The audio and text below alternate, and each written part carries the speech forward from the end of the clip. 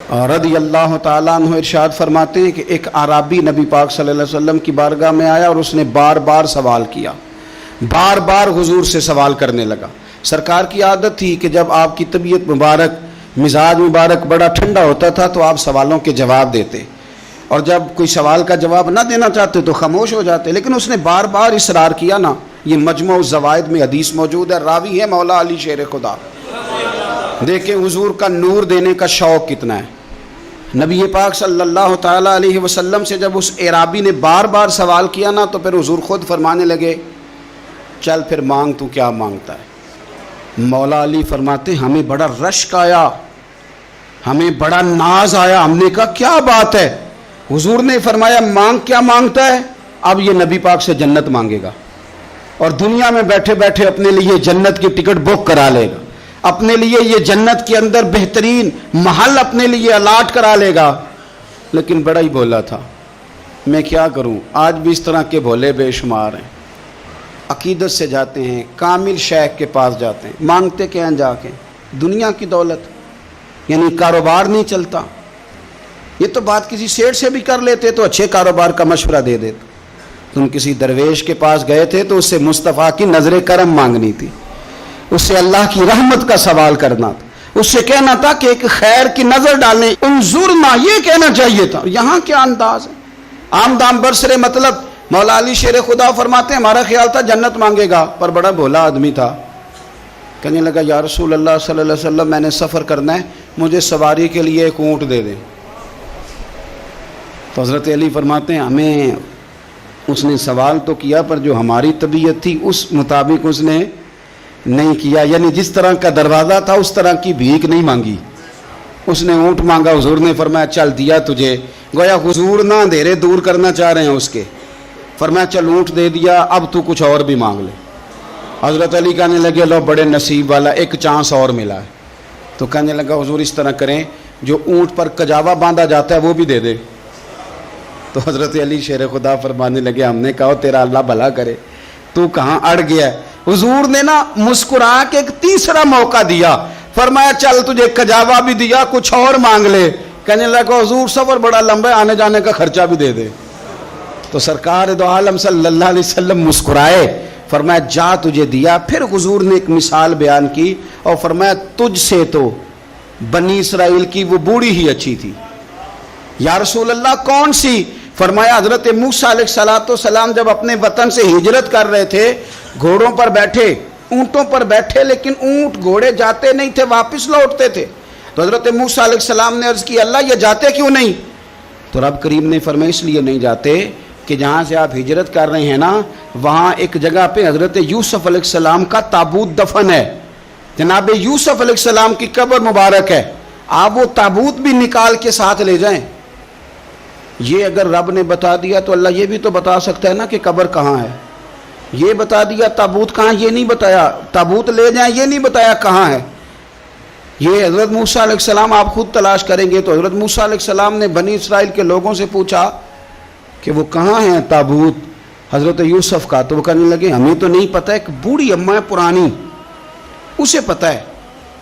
حضرت موسیٰ علیہ السلام اس بوڑھی سے ملے تو فرمایا بتا دے کہ وہ تابوت کہاں ہے، حضرت یوسف کی قبر کہاں ہے۔ آج لوگ کہتے ہیں مزاروں پہ نہیں جانا چاہیے، تو پڑھو نا یہ حدیث کھول کے، نبی پاک صلی اللہ تعالیٰ علیہ وآلہ وسلم فرماتے ہیں کہ دیکھو قبر کا رستہ، مزار کا رستہ بتانے کا وہ عورت قیمت مانگ رہی ہے۔ حضرت موسیٰ کی ملاقات ہوئی تو آپ نے فرمایا اماں تمہیں پتہ ہے جناب یوسف کا مزار کہاں ہے، قبر کہاں ہے؟ کہنے لگی پتہ ہے۔ تو آپ نے فرمایا بتا دے۔ کہنے لگی مفت کیسے بتا دوں، ابھی تو لوگوں کو مزاروں پہ جانے کی دلیل نہیں مل رہی، اور یہاں وہ بوڑھی کہتی ہے اور بیان کر رہے ہیں میرے نبی پاک صلی اللہ علیہ وسلم، اور بوڑھی کہنے لگی مفت نہیں بتاؤں گی۔ تو حضرت موسیٰ فرمانے لگے قیمت لے لے۔ کہنے لگی بالکل آپ قیمت دیں گے تو بتاؤں گی۔ فرمایا قیمت کیا ہے؟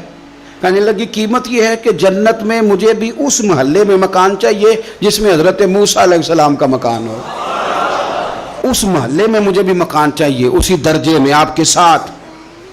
تو حضرت موسیٰ فرمانے لگے اماں چل تو جنت کا مکان مانگ، تو نے تو بہت بڑی سوسائٹی میں پلاٹ مانگ لیا ہے، وہ تو بڑا اونچا معاملہ ہے، وہاں تو انبیاء اور رسول ہوں گے، تو دور پہنچ گئی ہے۔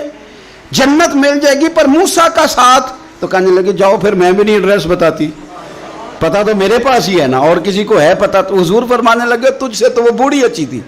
جب وہ بی بی اڑ گئی کہنے لگی نہیں بتاتی, تو حضرت موسیٰ علیہ السلام عرض کرنے لگے مالک اب کیا کرنا ہے؟ تو رب کریم نے فرمایا موسیٰ آپ جنت میں اپنے پڑوس والے مکان کا وعدہ آپ کر لیں اور بوڑھی کو وہ مکان عطا میں کر دوں گا. آپ وہ مکان کا وعدہ کر لیں, دے دیں گے. حضرت موسیٰ نے وعدہ کیا, پھر بی بی نے پتہ بتایا حضرت یوسف کے مزار کا, اور پھر وہاں سے حضرت یوسف کا تابوت نکال کے لے گئے. حضور فرمانے لگے اور بولے تو نے کیا مانگا؟ اونٹ, کجاوا, خرچہ. اور کاش میں نے تجھے کہا تھا تو نے کچھ مانگا ہوتا. میرے رسول پاک اپنی امت کی توجہ دلاتے ہیں. حضور فرماتے ہیں تمہارے نبی کے پاس بڑا کچھ ہے, آؤ آؤ مانگ لو, اب تنگی داماں پہ نہ جا, اور بھی کچھ مانگ ہے. آج وہ مائل بات آ, اور بھی کچھ مانگ, نہ بحث میں الجھ آ, طلب کر مانگ. مانگا پھر بریلی کے امام نے, کہنے لگے ماہ مدینہ اپنی تجلی عطا کریں. یہ ڈھلتی چاندنی تو پہر دو پہر کی ہے, مہربانی کریں یا رسول اللہ, ایک تجلی, ایک مہربانی کر دیں. رسول پاک صلی اللہ علیہ وسلم. ایک نا اور بہت بڑا اندھیرا ہے, وہ ہے غربت کی مایوسی کا اندھیرا. میرا دل کرتا ہے کہ میں اپیل کروں حکومت وقت سے کہ بڑا کچھ مناتے ہو, میرے نبی کا میلاد عالمی طور پر مناؤ, اور انہیں بتاؤ کہ رسول پاک صلی اللہ علیہ وسلم نے یہ نہیں فرمایا کہ ہم ہر غریب کو امیر کریں گے, بلکہ میرے نبی نے یہ کہا ہے کہ ہم غریب کو عزت اتنی دے دیں گے, غریب کو عزت اتنی دے دیں گے کہ امیروں کا بھی غریب ہونے کو دل کرے گا. یہ اندھیرا حضور نے دور فرمایا ہے, یہ اندھیرا دور کیا ہے. تو یہ جو غربت ہے نا, اس کا بھی ایک اندھیرا ہے. اور یہ غریب مایوس پیچھے پیچھے. ایک ہوتے ہیں بے تکلف دوست.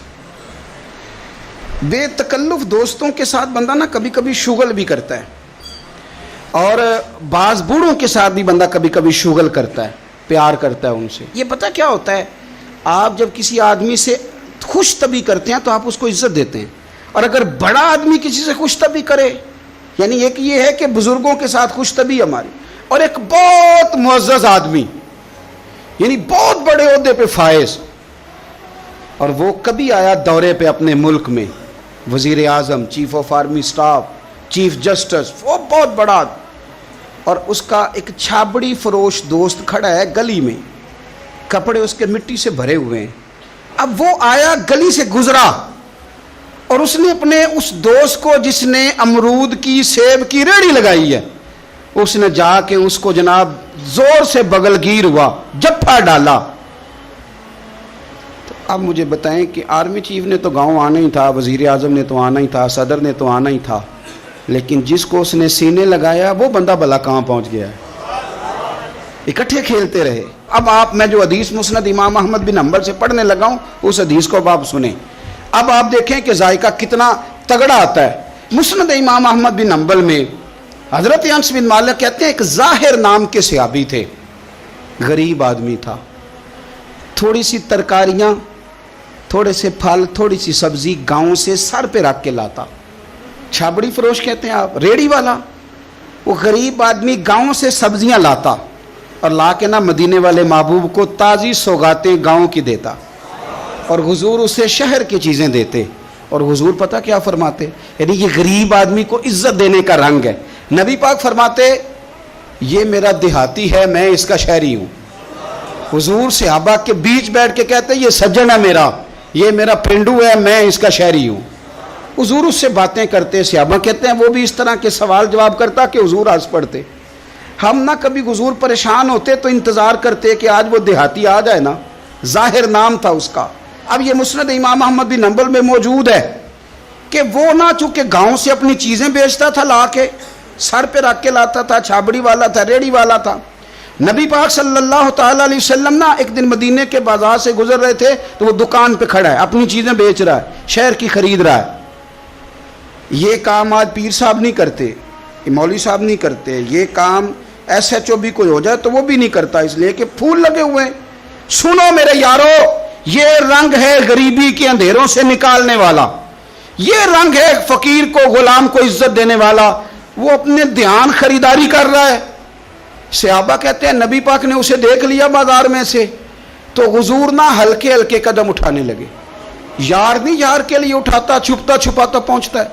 ओ यार मैं नहीं बात कर रहा चीफ ऑफ आर्मी स्टाफ की, मैं नहीं बात कर रहा वजीर आजम और सदर की, मैं मुल्क के सदर की बात नहीं कर रहा, मैं रसूलों के इमाम की बात कर रहा हूं, मैं रब के नाइब मुतलक की बात कर रहा हूं। वो फरिश्ते जिनका जलवा देखने के लिए तरसें और अल्लाह की बारगाह में अर्ज करें कि तेरा महबूब आ रहा है मिराज पे, तो 2 मिनट मिलेंगे ज़ियारत के लिए। नबी सफ़े बांध के मस्जिद अक्सा में इंतजार करें। ओ गरीबों, तुम्हें जो रोशनी मदीने वाले रसूल ने दी तुम्हें कोई लीडर नहीं दे सकता। चुपके हुजूर गए। वो तरकारियां बेच रहा है, छाबड़ी वाला है, रेड़ी वाला है, रेली वाला। और मेरे भाई कमाल कर देते हैं, वहां पहुंचा देते, अट्टी वाली ये तेरी खैर हो गई। ओ भाई क्या अंदाज है। मेरे रसूल पाक ने ना पीछे से जाके ना तो उसकी आंखों पे हाथ रख दिया। ये काम यार करते हैं, यारों के साथ ये सज्जन करते हैं। और मैं ये समझा हूं कि हुजूर ना तन्हाई में बड़ा प्यार करते थे। जब वो घर में हाजिर होता था, मस्जिद में हाजिर होता था तो प्यार करते थे। आज सोने ने सोचा कि मैं इस यारी का बाजार में ऐलान करूं। आज लोगों को पता चले कि मेरी गरीब से दोस्ती है, तो ये छुपी हुई नहीं, आज चौक में बाजार में ऐलान होना चाहिए कि मेरा ये गरीब छाबड़ी वाला सज्जन है। हुजूर ने आंखों पे हाथ रखा और हाथ रख के फरमाया, पहचान भला मैं कौन हूं? नहीं, अपनी बोली च गल करने। हुजूर फरमाया, बोझ हाँ भला मैं कौन आ? ओ बोझ हाँ भला मैं कौन आ? हुजूर सल्लल्लाहु अलैहि वसल्लम ने बता, कुर्बान जाएं। हजरत अंस कहते हैं यूं लगता है कि फरिश्ते जमा हो गए उस वादी में। उसने ना अपनी कमर पीछे की और हुजूर के अलम नशरा के सीने से रगड़ने लगा। कहने लगा, सोहणिया तो जिस गली से गुजरे तो खुशबू भी मुझे तेरा एड्रेस बताती है। हुजूर खुशबू बता रही है, मेरे रसूल हैं। नबी पाक सल्लल्लाहु ताला अलैहि वसल्लम ने ना एक और खुशतबी की, यार यार से शुगल कर, एक और खुशतबी की नबी पाक। रंग काला, गुर्बत का ये आलम के अपने सर पे रख के सौदे बेचता है, कुर्बान जाऊं। नबी पाक सल्लल्लाहु खुशतबी नहीं करते, खुशतबी लोग एक दूसरे से। तो नबी पाक सल्लल्लाहु अलैहि वसल्लम ने बाजू पकड़ के कहा, ओ भाई मैंने ये बंदा बेचना है, कोई खरीदेगा?